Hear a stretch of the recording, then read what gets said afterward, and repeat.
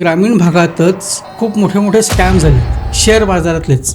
बार्शीतला आत्ता एक स्कॅम मध्ये उघडकीस आला होता, किंवा सांगलीतला एक स्कॅम उघडकीस आला होता, जिथं शेतकरी वर्गच अनपेक्षित रिटर्न करता एखाद्या माणसाकडे पैसे देऊन तुम्ही शेअर बाजारात करा आणि आम्हाला उत्पन्न द्या. बहुतांश ग्रामीण भागामध्ये ह्या असे फ्रॉड खूप होतात.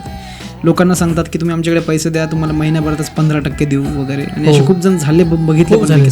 फक्त एकच गोष्ट मी सांगेन की सगळं पडताळून तुम्ही गुंतवणूक करा, की तुम्ही त्याच्याकडे जो पैसे येत आहेत तो ॲडवायझर रजिस्टर्ड ॲडवायझर आहे का, त्याची सेबीकडे रजिस्ट्रेशन नंबर आहे का, तो किती वर्ष ह्या क्षेत्रात आहे, तर या क्षेत्रातलं किती नॉलेज आहे, त्याच्याकडे आता किती क्लायंट बेस आहे, ह्या सगळ्या गोष्टी बघितल्या पाहिजेत. उगाच कोणाला कॅशमध्ये पैसे देऊ नका, कोणाच्या एका व्यक्तीच्या नावावरती पैसे ट्रान्सफर करू नका.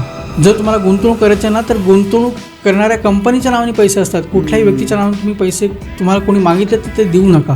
बरोबर, ते लिगल नाही आहे. तुम्ही आयुष्यभर कष्टाने कमवलेले पैसे असतात, ते घाम गाळून सगळ्यात अवघड जॉब तुम्ही करता, रात्रंदिवस काम करता, ते खरं कष्टाने पैसे कमवलेले असतात, आणि मग ते तिथे तुम्ही कोणाच तरी अशा हातात देता आणि मग त्याचं नुकसान होतं खूप मोठ्या प्रमाणात. तुम्हाला एखादा माणूस म्हटला ना की तुमचे पैसे वाढायला 15 वर्ष लागतील तुम्हाला, तर त्याच्यावरती विश्वास ठेवा.